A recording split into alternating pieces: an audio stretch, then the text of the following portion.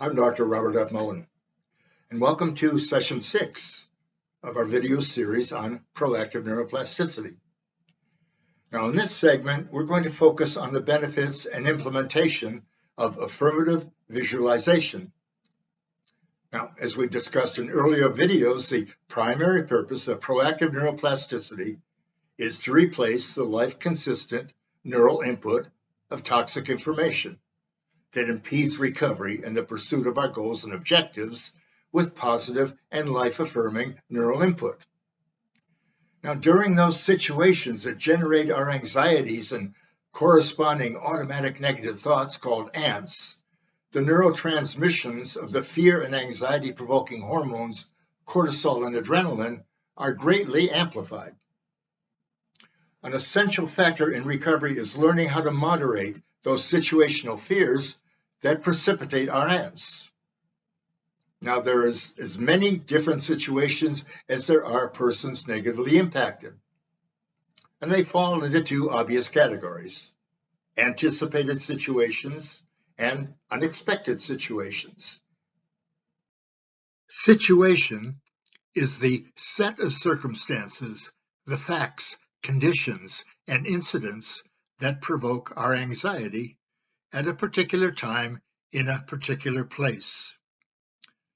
Anticipated and recurring situations are those that we know in advance will impact our emotional well-being, while unexpected situations are those we don't anticipate and those that suddenly get out of hand. Fears and apprehensions are the disruptive or stress-provoking feelings generated by our life-consistent negative self-beliefs and images. Automatic negative thoughts, or ants, are the spontaneous expressions of our fears and apprehensions. Self-destructive thoughts like, I am incompetent, I will say something stupid, no one will talk to me, and so on. So the quality and degree of our fears and apprehensions are determined by our interactions within situations and our personal interpretations of these interactions. So devising a structured plan to moderate our feared situations is a powerful and effective way to challenge those spontaneous, self-destructive thoughts that impact our emotional well-being and social compatibility and pursuit of goals and objectives. So in video 5, we provided a 9-step plan for moderating our fears of a situation. In this session, we're going to share some subtle yet powerful coping skills that we incorporate into our plan. And this session focuses on affirmative visualization. In unexpected situations, sudden and unpredicted stress can be moderated with certain coping skills. Now, their primary objective is to reduce the influx of the fear and anxiety-provoking hormones, cortisol and adrenaline, and provide a modicum of control over our fears and apprehensions. It also provides us the opportunity to identify and challenge them going forward. These coping skills include controlled breathing, which is low-profile relaxation that takes less than a minute. Deliberate slow talk. Speaking slowly and calmly slows our physiological responses and alleviates our anxiety. Distractions are chosen objects that momentarily divert attention from our anxiety and negative thoughts. Positive personal affirmations we covered thoroughly in video number 4. Progressive muscle relaxation is a low-profile exercise that can take less than a minute. Rational responses mentally evaluate our negative emotional reactions.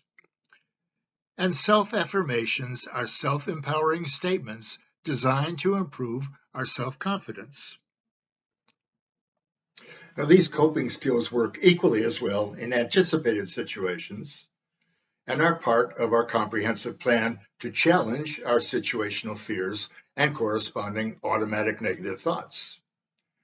There are additional coping skills that specifically address anticipated and recurring situations, where we have time to devise a more specific and comprehensive approach.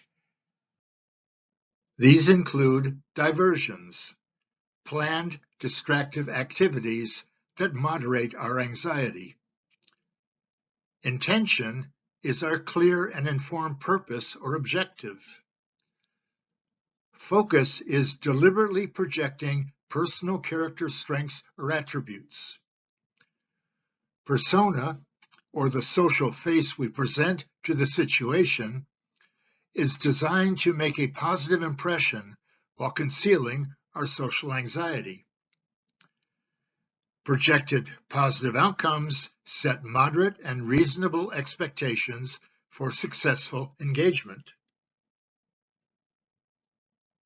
And finally, we have affirmative visualization, where we incorporate all of these coping skills into a scenario.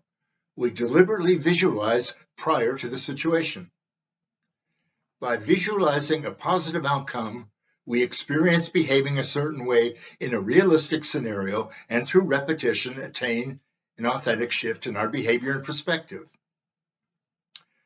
And just as our neural network cannot distinguish between toxic and healthy information, it does not distinguish whether we are physically experiencing something or imagining it. Now, there are multiple psychological approaches to visualization. Affirmative visualization is graded exposure, systematic desensitization that reduces stress and anxiety in a structured, less threatening environment.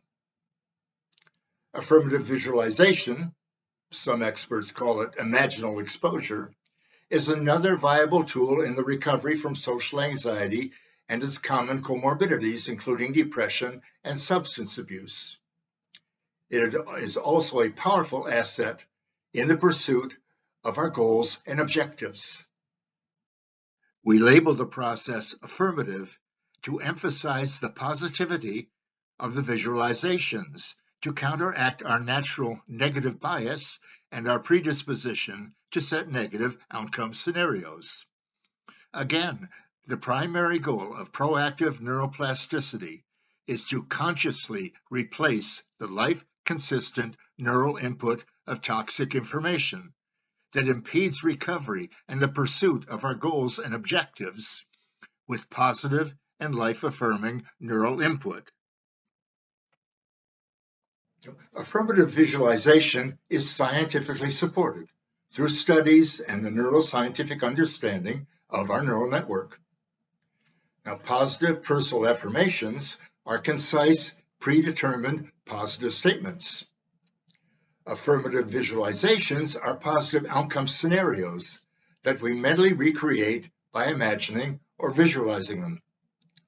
Both are underscored by the laws of learning, which explain what conditions must be present for learning or unlearning to occur, and how to accelerate and consolidate the process through proactive neuroplasticity. So through affirmative visualization, we envision behaving a certain way in a realistic scenario, and through deliberate repetition, attain an authentic shift in our behavior and perspective. It is a form of proactive neuroplasticity, and all the neural benefits of that science are accrued by visualization. Now, our brain is a powerful tool, but it has some important limitations. It constantly adapts and realigns to information and experience. It does not distinguish healthy from toxic information, however. It differentiates by energy, positive, negative, or neutral. It compels neural chain reactions. Every bit of information is forwarded from the receptive neuron to millions of participating neurons. It continually dispenses hormones that facilitate learning and influence our behavior. Neurotransmissions oblivious to the health or toxicity of the information. It reciprocates energy in abundance due to the millions of participating neurons. Positive energy in, positive energy reciprocated in abundance. It does the same for negative energy. It maintains our physiological functions, our heartbeat, blood flow, and digestion. Its job is not to think, but to provide the means for us to think. Our brain is in a constant mode of learning. It never stops realigning to information. It forms a million new connections for every input. Information includes experience, muscle movement, a decision, a memory, emotion, reaction, noise, tactile impression, a twitch. With each input, connections strengthen and weaken. Neurons atrophy and others are born. Learning replaces unlearning. Energy dissipates and expands, and beneficial hormones are neurally transmitted. Functions shift from one region to another. Proactively stimulating our brain with deliberate, repetitive neural information, utilizing affirmative visualization, accelerates and consolidates learning and unlearning, producing a correlated change in thought, behavior, and perspective. And these changes become habitual and spontaneous over time. See, our brain provides the same neural restructuring when we visualize doing something or when we physically do it. The same regions of our brain are stimulated. So just as our neural network cannot distinguish between toxic and productive information, it also does not distinguish whether we are experiencing something or imagining it.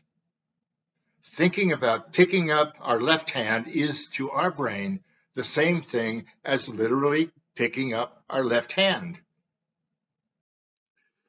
The thalamus is a small structure within our brain located just above the stem between the cerebral cortex and the midbrain. It has extensive nerve connections to both. All information passes through the thalamus and onto the millions of participating neurons. By visualizing an idea or performance repeatedly for an extended period, we increase activity in the thalamus, and our brain responds as though the idea is a real object or actual happening. Now, our thalamus makes no distinction between inner and outer realities. It does not distinguish whether we are imagining something or experiencing it. Thus, any idea, if contemplated long enough, will take on a semblance of reality. If we visualize a solution to a problem, the problem is systematically resolved because visualizing activates the cognitive circuits involved with our working memory. And research shows that visualizing an event in advance improves our mental and physical performance. When we visualize what we want to achieve, we consciously source information that will improve our performance outcomes, dramatically improving the likelihood of success in the real situation. So we can visualize mitigating anxiety and performing better, or we can envision being a more empathetic or competent individual. Our neural repatterning will help us achieve these goals. The more we visualize with a clear intent, the more focused we become, and the higher the probability of achieving our goal. It activates our dopaminergic reward system, decreasing the neurotransmissions of the anxiety and fear-provoking hormones, and accelerating and consolidating those that make learning more accessible. In addition, when we visualize, our brain generates alpha waves, which neuroscientists have discovered can dramatically reduce the symptoms of anxiety and depression. The next video in this series will clearly define the other coping skills we outlined for unexpected and anticipated situations, so we can continue to develop our plan for challenging our situational fears and corresponding ants. So please subscribe to the series below and join us as we explore this paradigmatic approach to behavioral self-motivation. modification. I'm Dr. Robert F. Mullen, and I thank you for joining me.